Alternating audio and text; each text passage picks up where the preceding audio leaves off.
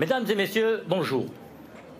Autrefois, les agriculteurs montcrabelais cultivaient la menthe, on les appelait les menteurs, avec un H. Et notre bon roi Henri IV, qui avait un château juste à côté de chez nous, en Irak, venait souvent déguster la menthe de Montcrabeau et il disait à ses amis, avec son accent béarnais fortement prononcé, « Je m'en vais à Montcrabeau boire la menthe forte qui me réconforte. » Mais les gens comprenaient, « Je vais à Montcrabeau voir mon amante forte qui me réconforte. » C'est de là d'ailleurs qu'est née sa réputation de ver galant. Mais malheureusement, en 1732, une invasion incroyable de sauterelles détruit toutes les cultures montcrabelaises. Les montcrabelais étaient ruinés. Alors ils ont décidé de laisser l'agriculture de côté et de faire de l'élevage de canards. À Montcrabeau, ils sont doués. L'élevage a eu un très très gros succès, si bien que quelques années après, ils ont inventé le foie gras de canard. Oui, le foie gras de canard a été inventé à Montcrabeau. Et dans les années 1900, on a décidé de modifier légèrement la recette de gavage de ces canards. C'était simple, on y a rajouté tout simplement de l'armagnac et de la bière de Namur, vieillie bien sûr dans les tonneaux montcrabelais, des fûts en chêne montcrabelais qui contenaient de l'armagnac avant. Et depuis ce jour-là, eh bien, le foie gras de Montcrabeau était le plus dégusté au monde. Alors ça, ce n'est pas une craque. D'ailleurs, nos amis molons qui viennent très souvent à Montcrabeau, et bien sûr, on leur fait le fameux repas avec le foie gras, à l'armagnac et à la bière belge. Mais souvent après le repas, on peut les voir sillonner, rappelez-vous, sillonner les fossés montcrabelais, tête baissée, même que les touristes se demandent pourquoi ils cherchent des escargots alors qu'il n'a pas plu à Montcrabeau depuis plus de 4 mois. Mais hélas, en 1980, la grippe aviaire est passée par là. Il a fallu abattre tous nos élevages. Les montcrabelais étaient encore une nouvelle fois ruinés. Alors là, il fallait réagir très vite. Et je me suis souvenu d'un conteur de Montcrabeau, M. Pierre Gardère, qui comptait l'accouplement, un étrange accouplement. Et comme dans une bonne menterie, Dominique peut le dire, dans une bonne menterie, il y a au moins 80% de vérité et un tout petit peu de mensonge, j'ai approfondi cette histoire. Et là, j'ai trouvé enfin la solution, l'autruche. Parce que l'autruche, d'après nos scientifiques, ne peut pas attraper la grippe aviaire. Ce n'est pas possible. Donc les savants sont en train de chercher d'ailleurs de quoi faire un vaccin. Mais c'était très simple. Si je prenais un canard sauvage des Landes pour essayer de l'accoupler avec l'autruche.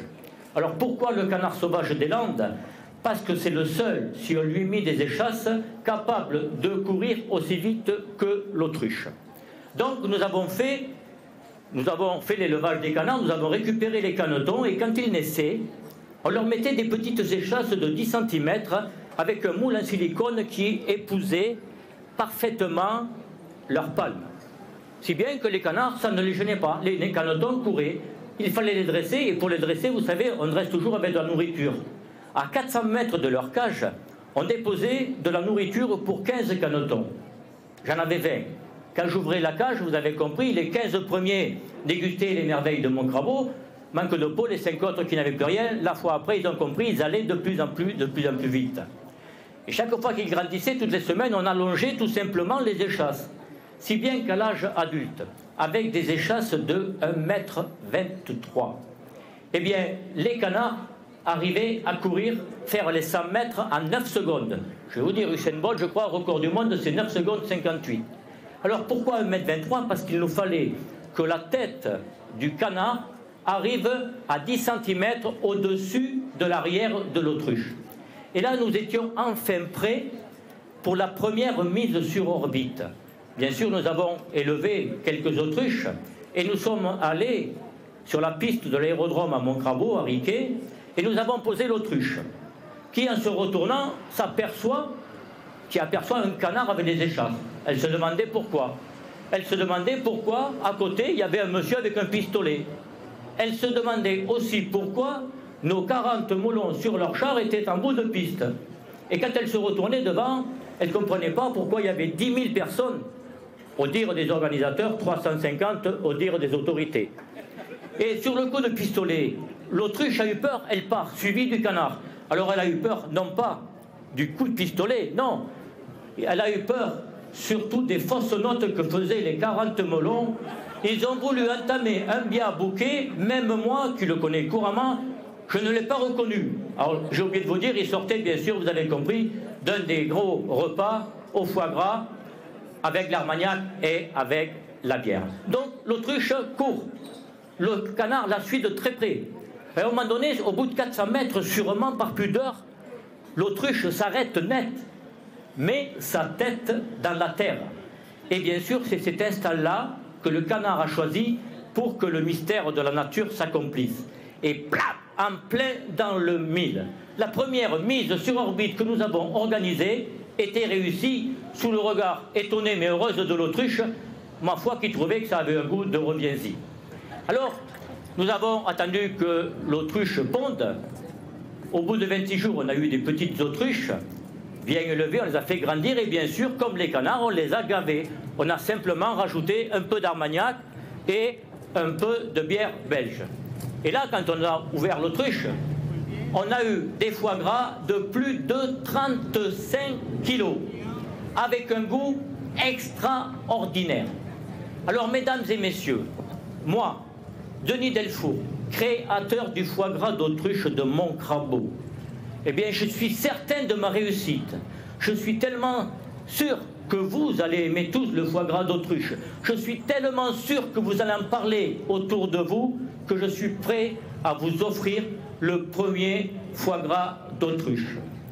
Et en plus, je vous offre une balance tout à fait électronique, dernier cri, qui va vous permettre le premier mois de regarder votre augmentation de poids. Je vous garantis, le premier mois, vous prenez entre 3 et 4 kilos. Alors, mesdames et messieurs, on a pensé aussi à la Royale Montcrabeau de Namur, qui fait beaucoup de choses pour le nécessiteux. Montcrabeau, on est très fiers.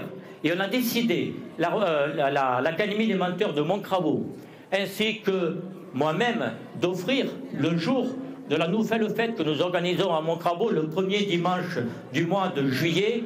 On a appelé la fête ça la fête de l'accouplement. Eh bien, amis Molon, les Montcrabelais ont décidé de vous offrir un chèque tous les ans de la moitié de nos bénéfices sur la vente de notre foie gras. Alors, à condition bien sûr que vous veniez tous avec votre char chercher le chèque tous les ans le premier dimanche du mois de juillet. Alors, de janvier, pardon. Alors, mesdames et messieurs, amis Molon, vous qui allez venir sûrement à Montcrabeau bientôt, eh bien, j'espère que cette journée que vous allez passer en notre compagnie, elle vous sera bonne. Mais surtout, tâchez de vous la bien accoupler. Merci.